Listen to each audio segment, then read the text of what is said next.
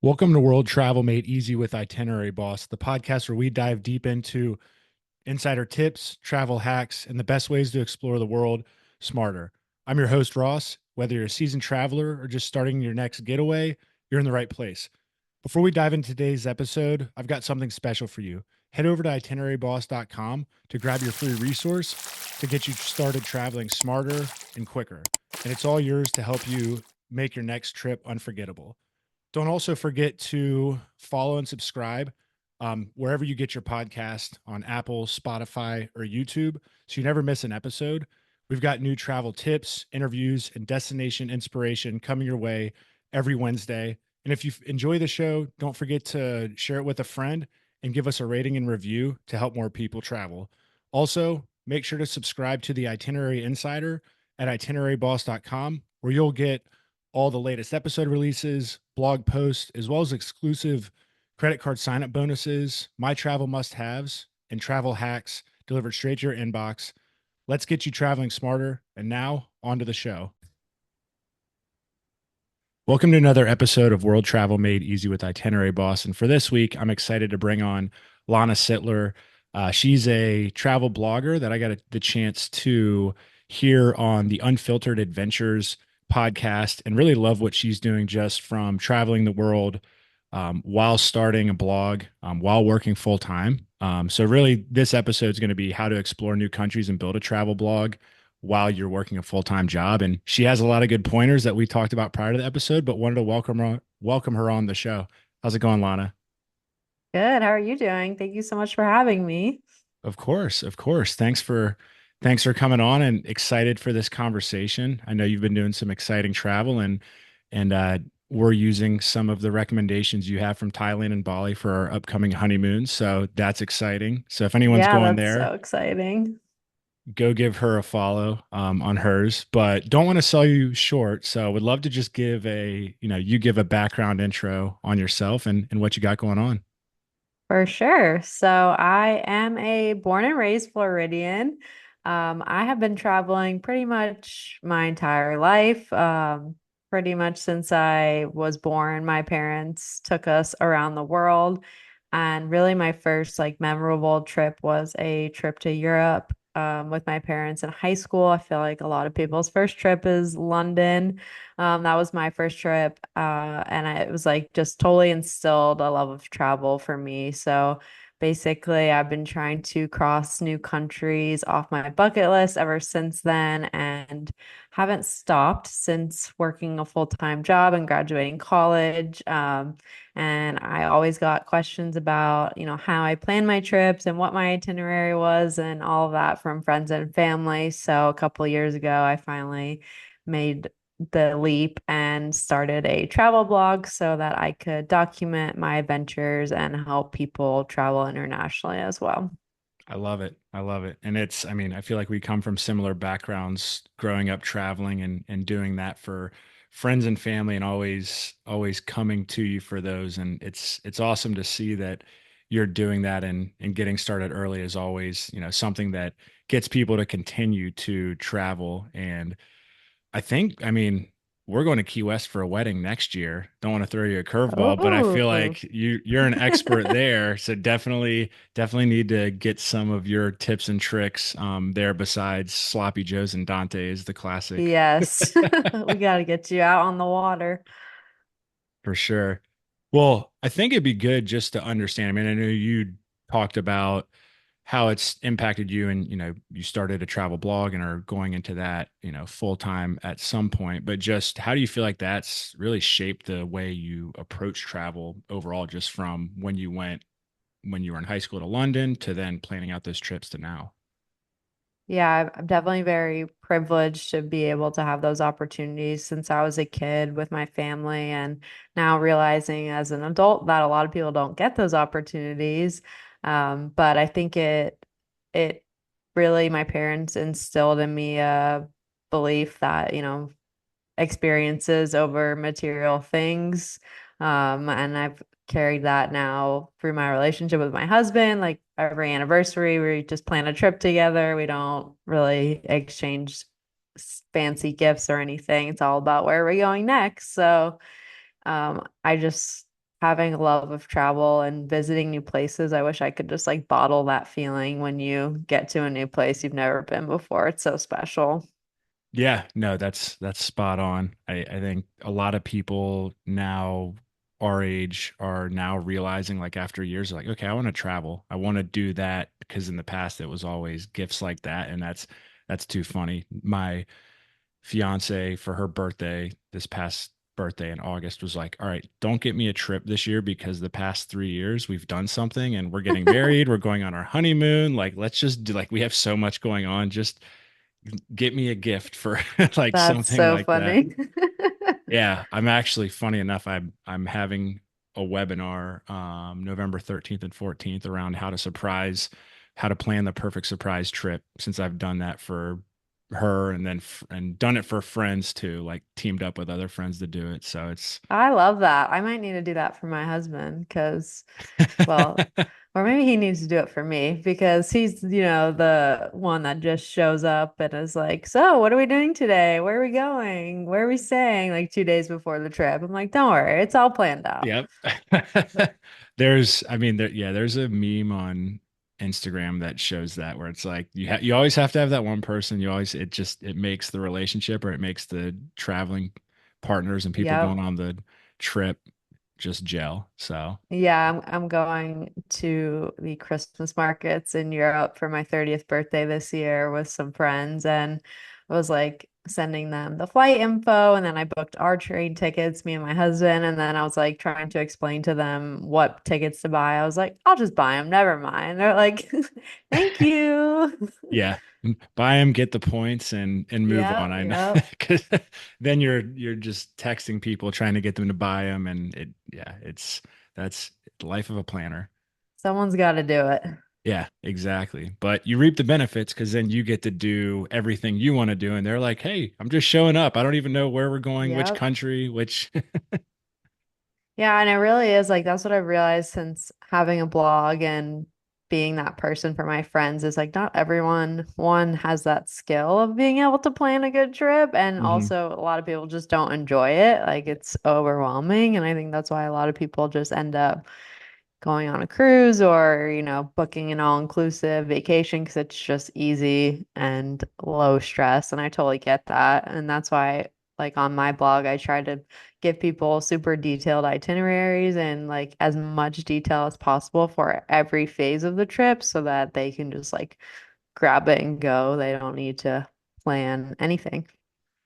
Yes, yeah, we're very alike when it's detailed coming down to that. And I can say just from booking and looking at your blog for when we were planning out our honeymoon, like I was like, oh, this is great. This is right in my wheelhouse. This is Nice. saving me time and research. So if anyone's going to Thailand, Bali, or there's other places, you got to check out Lana's blog. It truly is really, really helpful. But would love to hear. I mean, I know you have, some of that within your blog, but since we're talking about that, like what are some of your favorite places from Iceland, Thailand, the Greek islands, anywhere else? Yeah, I have so many favorite places, so it's so hard. In Iceland, we just went there in February to chase the Northern Lights, and we stayed in this igloo hotel. That was like the coolest experience ever. I found it like a month before we were going. I told my husband, I was like, we just have to do it just for one night, just to do it. So that was an amazing experience. And then when we were on our honeymoon, we did like a huge bucket list trip to Bora Bora on our honeymoon. Because we decided that like, our honeymoon was going to be for something that we'd probably never do again, or at least in the next 10 or 20 years. So stayed in an overwater bungalow, mostly on points, which was amazing. And yeah, the Greek islands. I loved Greece so much and Croatia. I really want to go back and hit all those places again because yeah, both of those places I didn't go with my husband, so basically need to go back and show him around now. Yeah, no, there you go. We haven't been to Iceland. I've heard great things and then did you guys get to see the Northern Lights when you were there?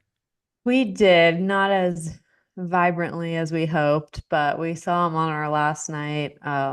in the igloo hotel, and I definitely want to go back in the summer to Iceland just to like be able to do the whole ring road adventure. But going in winter was a very special experience. Like everything is just covered in snow and it was so beautiful. But yeah, the pictures that you see online of the Northern Lights, except this year, they've been like crazy this year, but our tour guide like started off the tour with like the pictures you see online are always edited and not that they don't look that vibrant in real life. So like don't get your hopes up.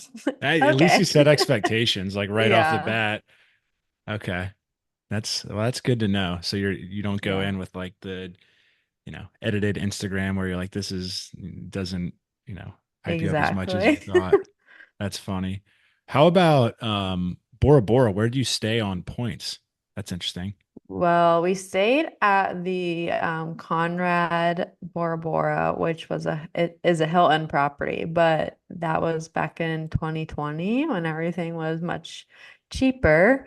I'm sure now it's like crazy expensive, but I know that people still like travel hack it on points. So it's definitely doable, but just takes some time to save up those points. Yeah. Yeah. I can't remember which one. There's one by Hyatt there that I've heard is really nice that people Yeah. talk about it in the points and miles space. Yeah, I'm like, I don't, I need to get a card that gives Hyatt points because it seems like that's where the best deals are for hotels is Hyatt. Yeah, so we actually just this week I booked the Aliyah Seminyak, which is in Bali. So it's in like Mm. yeah, and you've been to Bali, so yeah, I guess Seminyak's Yeah, like one of the that's a good area to stay for yeah, I sure. think it's next to Potato Head Beach Club, Nice. maybe. Okay. Oh, you're gonna So be partying. yeah, a little bit. We saved that for last. We'll do Yeah, it. We have a nice mixture, but we wanted the nice. location. We heard the traffic was bad, but yeah, we used Chase Ultimate Rewards points Nice. and backdoored those into Hyatt. So yeah, we're super excited about that, and we both now. I think I've gotten my fiance on the travel hacking using credit card, Chase, Capital One. Just yeah, Yeah. just I've Once I've you do traveled. it, it's addicting. It's like, Oh oh my yeah, because God, yeah. how is this real life right now? It feels like you're cheating. Yeah, I know. We were stacking up because when we're going over there, we were like, could we use them to go to Greece? Sure, and fly business. We're like, no, we got to get the full Qatar business experience there and back for the long flight. So we stacked them up through a couple different cards. But Wow. yeah. That's impressive. Yeah, there's a full Google Doc where it's it's down to the Yeah, T I of like bet. here's a trip we're going on. I'm paying for the Airbnb for this group trip. I'm getting Oh, 8 weeks. wow. Yeah. So it was massive. Strategizing. Yeah, again, but you gotta you gotta game the system. Yep. Cool. Well, I think it'd also just be good. I mean, you're right now, I mean, you're visiting new countries. You've had a full-time job. Like, how do you find time to do that and also start a travel blog and make it work? Oh, I just don't sleep. No, that's not true, actually. I sleep like 8 to 9 hours a night. So I have found a really good balance between blogging, traveling, and working. I think time blocking is huge and also picking your priorities is huge. So first like year or two of me blogging, I was also trying to like grow on Instagram and pitch to tourism boards and do the whole like social media influencer thing and just got super burnt out and trying to work on my blog, and it's just not sustainable to do all that and work a full-time job and travel. So I decided to make blogging my priority, and basically the only goal I had for myself every week is to publish one blog post. Like that was my only goal, and I did that for I think I'm going like almost a year, maybe a year and a half now. So the first thing I try to prioritize is that, and then anything else after that is just extra. Um, in terms of working and traveling, I know that, a lot of people have 2 weeks vacation. I don't think that's normal anymore. So if you do get 2 weeks vacation at your job, maybe Find a new consider one. looking elsewhere. Um, Yes. I'm not telling you to quit your job, but just telling you there's other things out there. I think being able to work remotely is huge. I'm hybrid right now, but my old job, I had every other Friday off, so that really helped the traveling on the weekends part. So yeah, that's pretty much how I balance everything and just keeping those long-term goals in mind for me was wanting to be a travel blogger and writing about my travels. So that's what I focus my priorities on. I love it. I think you mentioned a couple of really good points. I mean, time blocking is huge. I think that's such a game changer and hack. There's a couple good books that I always tell people to read around deep work and then the 12-week year and just absolutely being Yes. being very and also I think you said it, picking where to spend your time. So saying no, not taking every call or every meeting isn't urgent, and focusing on, the ability to work remote and figure out that balance, because right, that does have an impact. And yeah, luckily I think we were talking about this before, but been in outside sales and in my role and have gotten to work remote. So I got to pair that with different trips when I would go other places. And that's always been helpful. And I think for people who do work, right, another strategy is just, I was talking about this with another guest, is if you are going somewhere, think about, okay, if I'm going somewhere cool, like for example, Palm Springs, like what's nearby there? Oh, Joshua Yep. Tree's there. How do I maybe extend my trip? And usually work is going to pay for you. They're going to pay for you to get there and back. It's how do you then mix that in? If you're there over a weekend, you'll probably cover your own hotels, but usually it's just thinking about those things and strategically doing it versus like, oh, I just walked by, you know, this famous thing, but I don't have time because I'm just in work, then I'm flying home. Yeah, I totally agree. All my corporate jobs that I've had have been super flexible with adding on personal travel to your business travel. Most companies have like a set policy on it. Obviously, it takes a little more work planning wise, but I think it's so beneficial. And I was going to bring up business travel as well. Like being able to travel for business might not be fun for some people, but reaping the rewards in terms of getting miles and becoming like an airline getting status with an airline is huge for personal Mhm. travel. I lost my Delta status sadly, but it was like the best thing ever while I had it. And I wouldn't have been able to get it without traveling for work. I don't know how anyone gets it without traveling for work.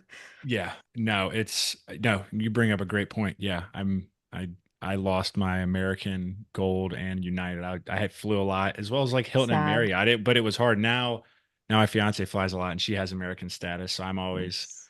yeah, she gets upgraded or gets to board before I do. But yeah, you get to build up those rewards programs, and yeah, it's definitely a way to hack that, and also just pair that with extended trips and go places you may not have gotten to go. So yeah, one thing Yep. is always, I think one thing too is sometimes people don't sign up for those rewards programs when they start. It's like right when you first time you get a job, like sign up for it because you can double dip. And if sometimes you work for a company where you don't have a business credit card and you use your personal one, like figure out what is the best way to maximize rewards, whether it's a Chase Sapphire, where whether it's like you're staying in a single hotel, like figuring out those type of things like can really amplify rewards and start to save you a lot of money and travel hack. Yeah, I just started a new job and I think on my second day I put in all of my like reward numbers into the travel system. Yep.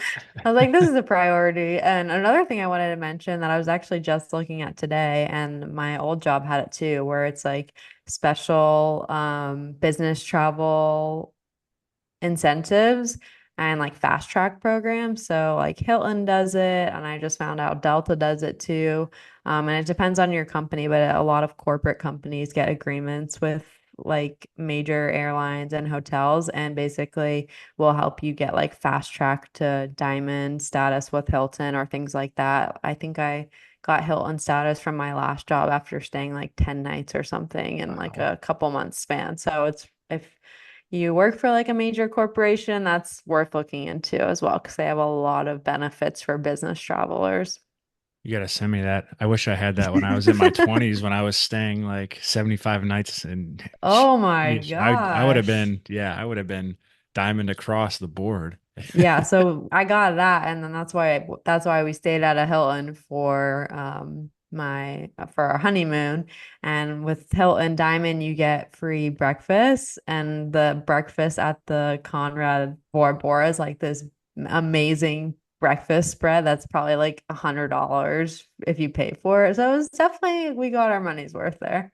Yeah, you're not getting the fake eggs that are at the Hiltons in the No. US where you're like, is this? I don't even know what this is. Yeah, questionable, questionable. Yeah, seriously. I think it'd be good too. I mean, you started travel blogging. I understand why, right? But for people who are wanting to start, a lot of people, similar to people in my shoes, similar to people who just travel and they're like, I have all these itineraries. Maybe I don't want to create content. Maybe I don't want to have a podcast. I want to blog. I feel like that's easier, or that's just something that I'll be better at. What advice would you have for them? Yes, so much advice.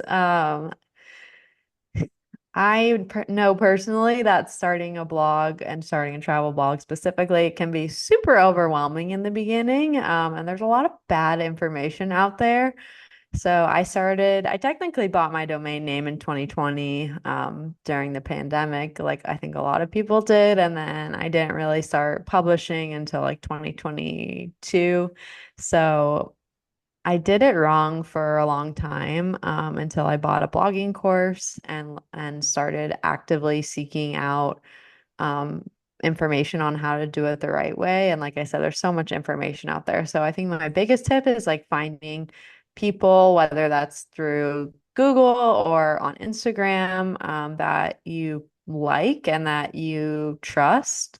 You don't need to just like buy the first course that you find online, but definitely finding a community based around people that you enjoy their content or resonate with what they're talking about on their social media, has been huge for me because like I said, I was doing it wrong for a really long time and not seeing any results. And there's like a crazy stat out there that I think it's like 60% or 70% of bloggers like give up within the first year because A, it's super overwhelming, it's time consuming, and a lot of people don't see any results in like the first year. Hmm. It takes a while for Google to trust your site and to monetize. So blogging is definitely a long game, and I think that's why a lot of people, jump right into Instagram because it's a lot of people just use Instagram on a personal basis, so there's, not as much to learn.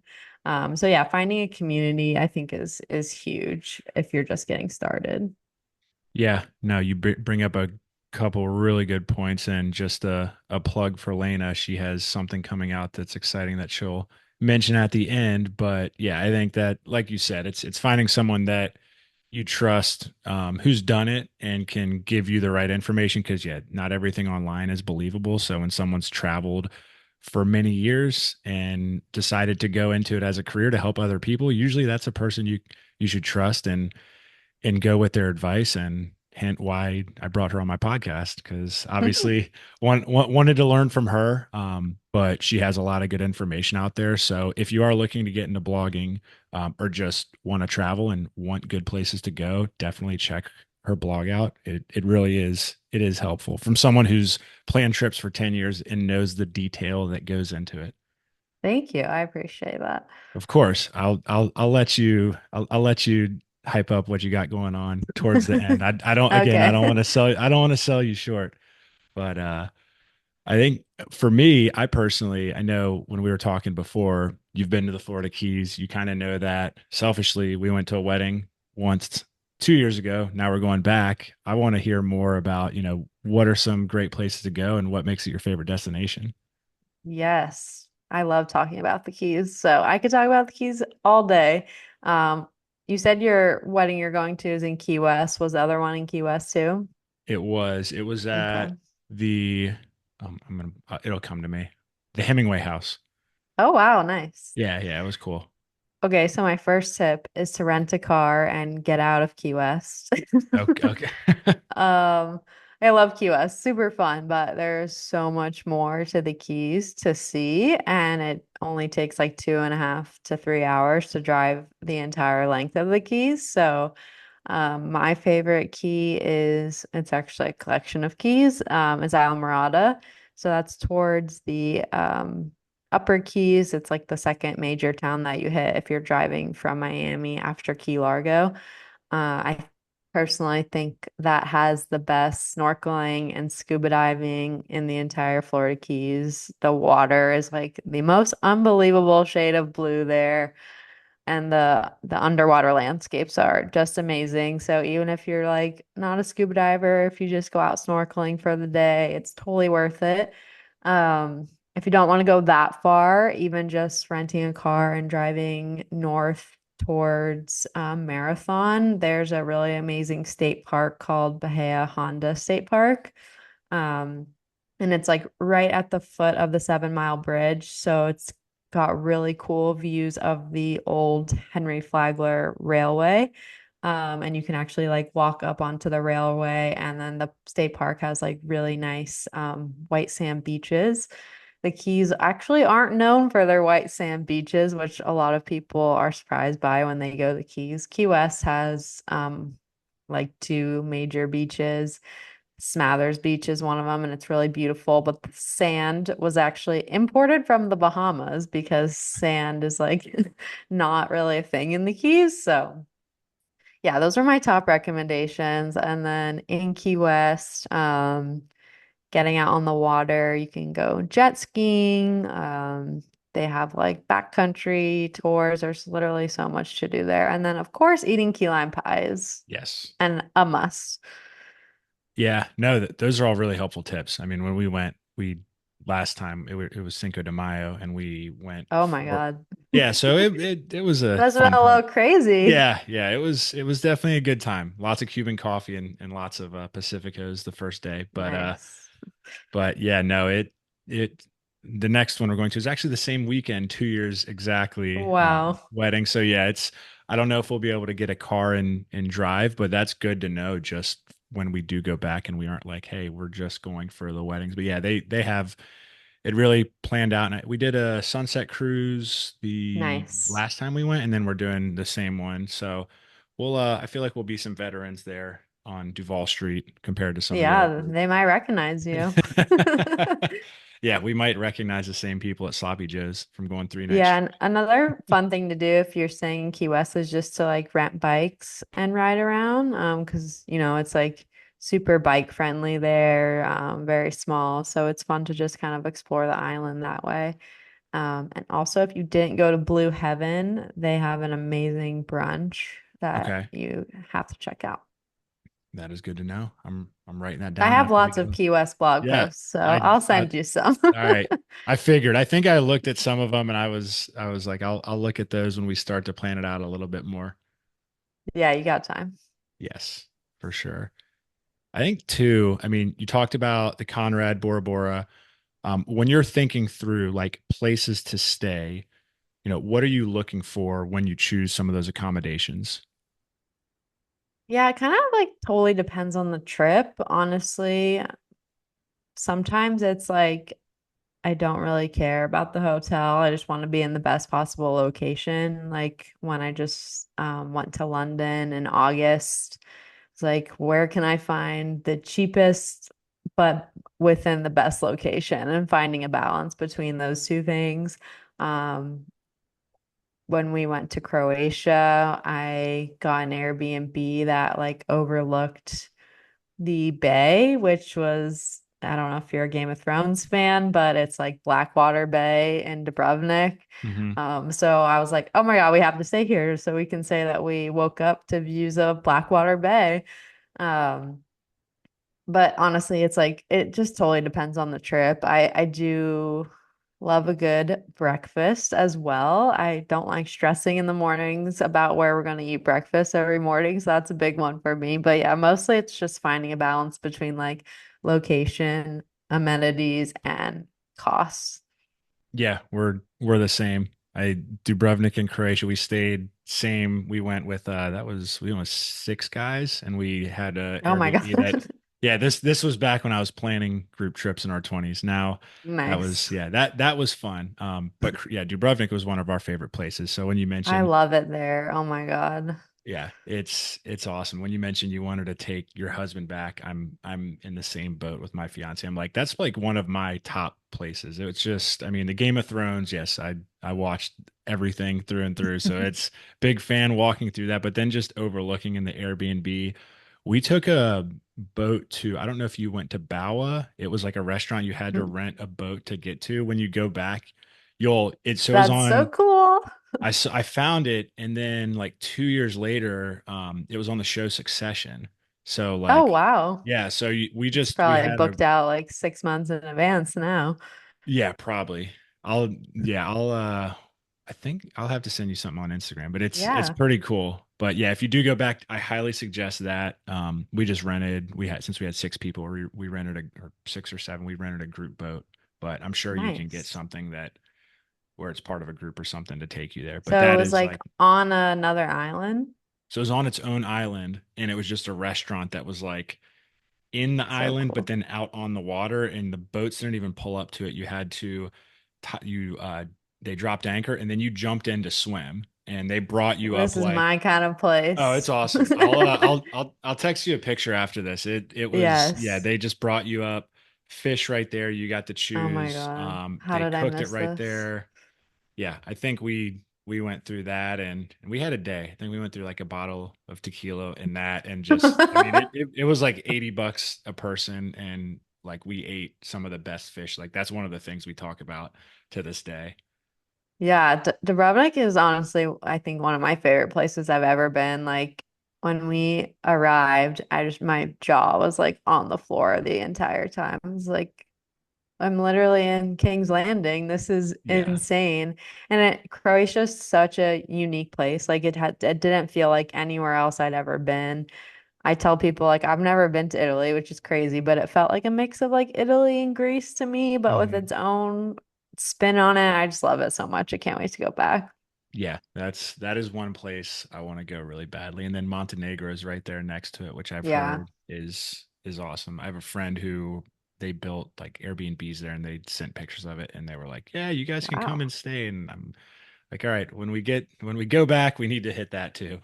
Yep. So much to do, so much to see. Right. Right. But I think just, talking about, I know you talked through, your process of, working a full-time job, blogging, all of that, not getting any sleep. But like, are there any apps, tools that you really like to use when you're planning things out just to stay organized? Honestly, when it comes to planning trips, I'm like so old school, and I feel like that's an area where I could really improve on. I just like research everything on my laptop and put it all in a Google Doc. Sometimes I get fancy and make like a spreadsheet with all the flight info and stuff.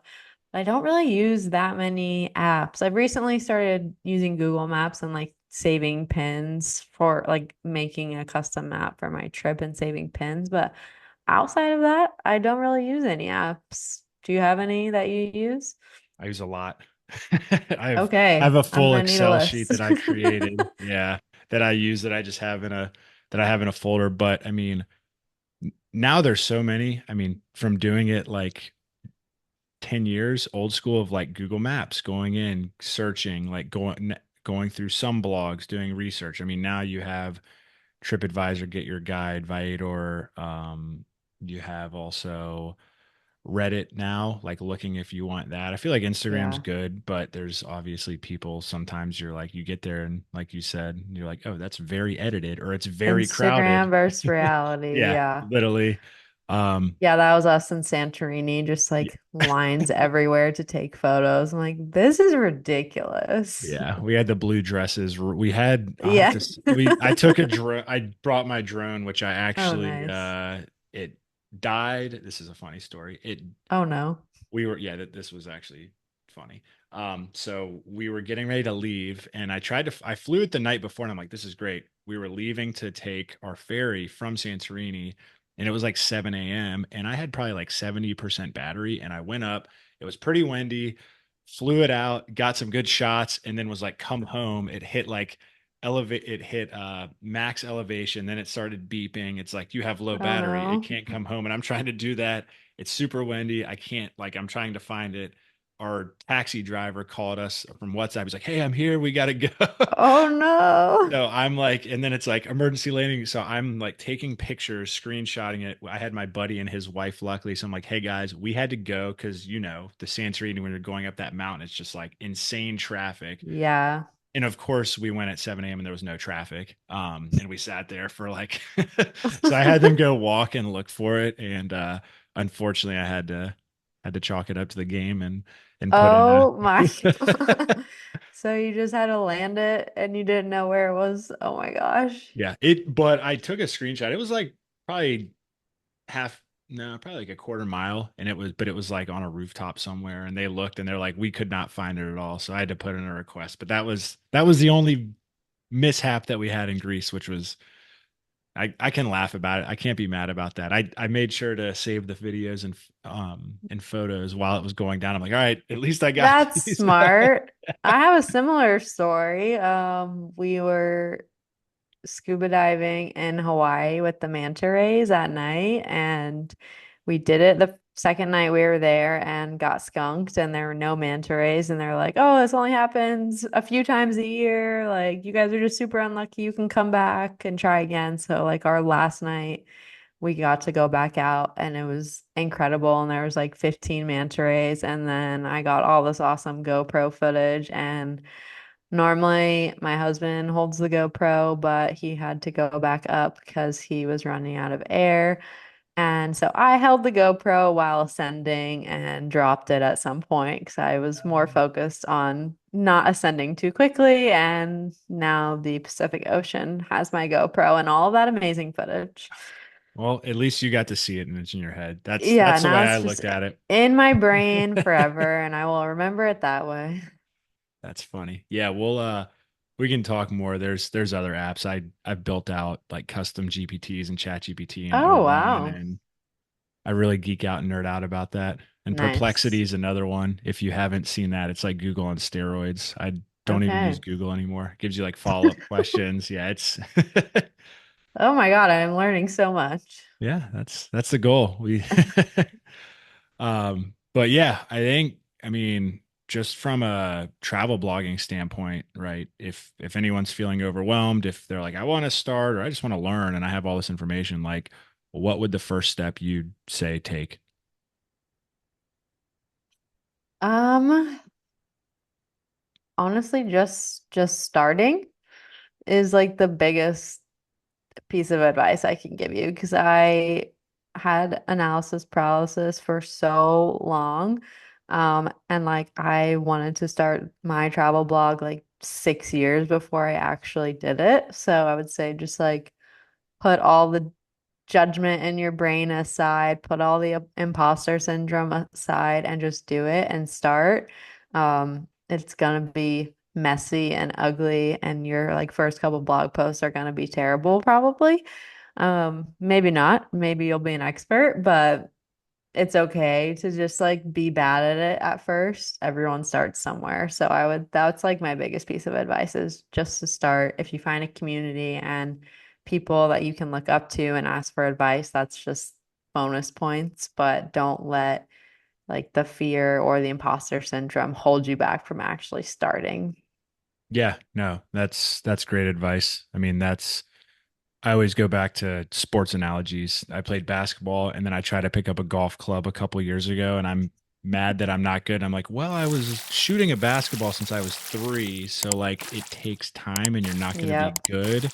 And even like if you're in sales or your job, like usually it's going to take a while. No one starts out at a higher level. You're going to have to fall on your face, but if you do it, you're going to learn and I feel like sometimes people are doing themselves a disservice because there's people out there who need the valuable tips that you need. And if you can find someone that you trust who's done it, like yourself and others, like that goes a long way. So well said.